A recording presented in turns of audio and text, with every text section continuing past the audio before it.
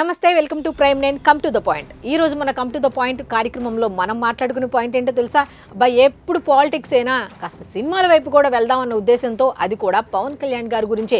మరి రాజకీయాల్లో హీరో కదా, మరి సినిమాల్లో కూడా ఆయన మళ్ళీ ఆల్రెడీ హీరోనే, మళ్ళీ ఇప్పుడు ఏ స్థాయికి వెళ్తున్నారు, ఆయన సినిమా రంగాన్ని ఏ విధంగా బీపచ్చం సృష్టించబోతుంది అనే దాని మీద ఉస్తాద్ భగత్ సింగ్ గురించి ఈరోజు మనం మాట్లాడుకోబోతున్నాం.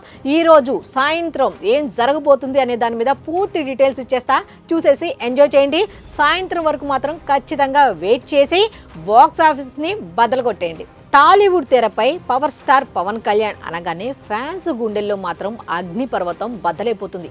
అదొక రచ్చ, అదొక ఉత్సవం, అదొక సంబరం. ఏం పేరు పెడతారో కానీ వాళ్ళైతే పెట్టేసుకుంటారు. అయితే ఎందుకు ఇంత ఎలివేషన్ ఇస్తున్నారు అనేసరికి, పవన్ కళ్యాణ్ నటించబోయే ఉస్తాద్ భగత్ సింగ్లో నిన్న అంటే ఒక 2 రోజుల క్రితం ఏం జరిగింది అంటే, జస్ట్ ఒక చిన్న పోస్టర్ని రిలీజ్ చేశారు. ఆ పోస్టర్లో ఏముందో తెలుసా?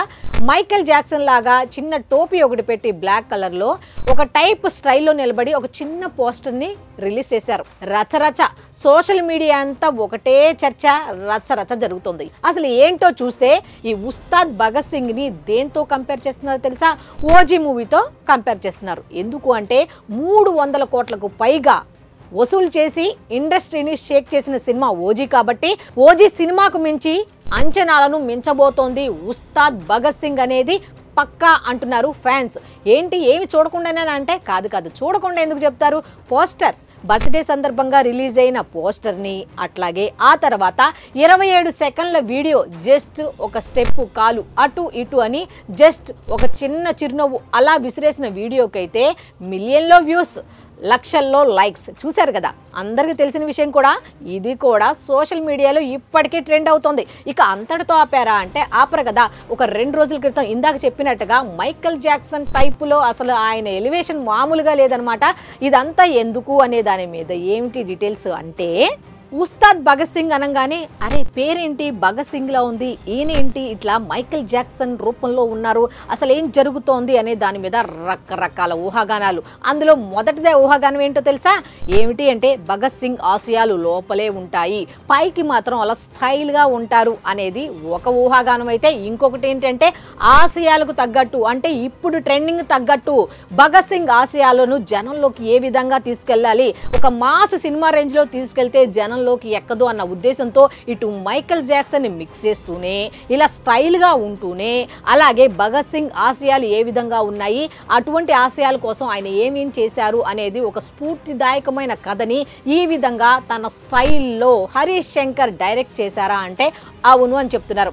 అసలు ఓజీ గురించి మాట్లాడుకోవాలి అంటే, ఒక ఫ్యాన్కి పవన్ కళ్యాణ్ మాస్ రేంజ్లో ఎలా ఉంటాడు అని సుపరిచితం చేసిన సుజిత్ గురించి చూస్తే ఒక్కసారి మనం ఆలోచించుకోవాలి. ఏంటి అంటే, పవన్ కళ్యాణ్ ఒకప్పుడు అలా ఉన్నారా, అరే ఇలా ఉంటారా అని రుచి చూపించిన వ్యక్తి సుజిత్. అయితే అరే సుజితేనా ఏంటి, నేను లేనా అన్నట్టుగా ఆయనలో ఉన్న మాస్ యాంగిల్ని, క్లాస్ యాంగిల్ని, స్టైల్ యాంగిల్ని, ఈ 3 యాంగిల్స్ని కలిపి ఉస్తాద్ భగత్ సింగ్లో నేను చూపించబోతున్నా, మీరు అసలు అల్లాడిపోతారు, తట్టుకోలేరు అన్నట్టుగా హరీష్ అయితే ఏం చేశాడు అంటే ప్రమోషన్స్ స్టార్ట్ చేశారు.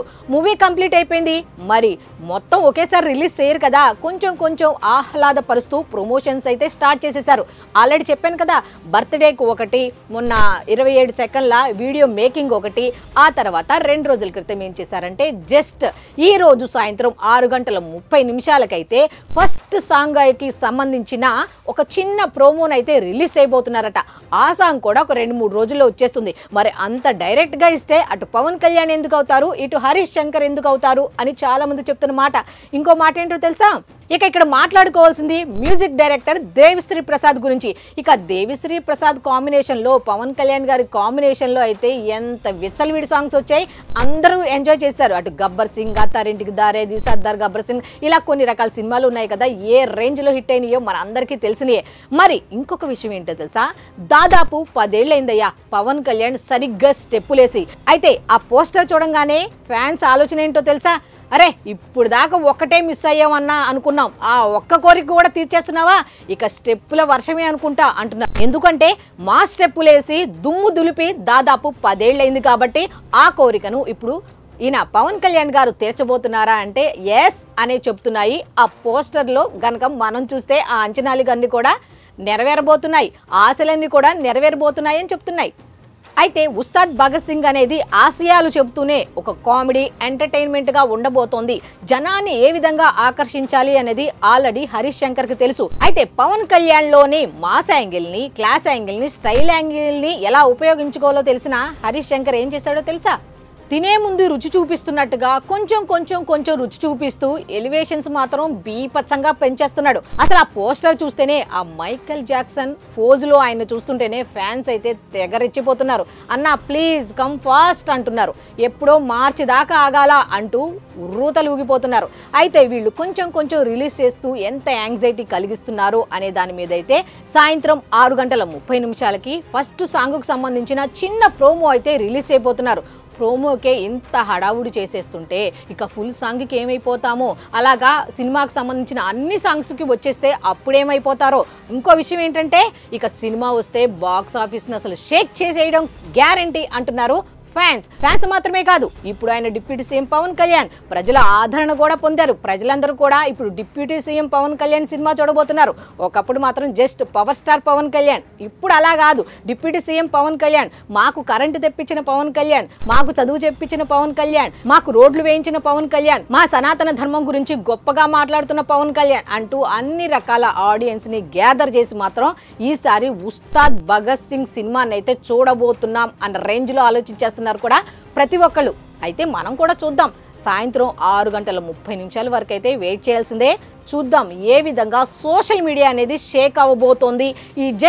ఈ మూవీకి సంబంధించి ఒక చిన్న సాంగ్కి సంబంధించి అతి బుల్లి ప్రోమో అనేది ఏ విధంగా ఈ సోషల్ మీడియాని షేక్ చేయబోతుంది అనేది చూడాలంటే మనం కూడా 6:30 వరకు అయితే ఖచ్చితంగా వెయిట్ చేయాల్సిందే. సో ఇది ఈనాటి కమ్ టు ద పాయింట్ కార్యక్రమం. మళ్ళీ రేపటి కమ్ టు ద పాయింట్ కార్యక్రమంలో కలుసుకుందాం. అంతవరకు సెలవు, నమస్కారం.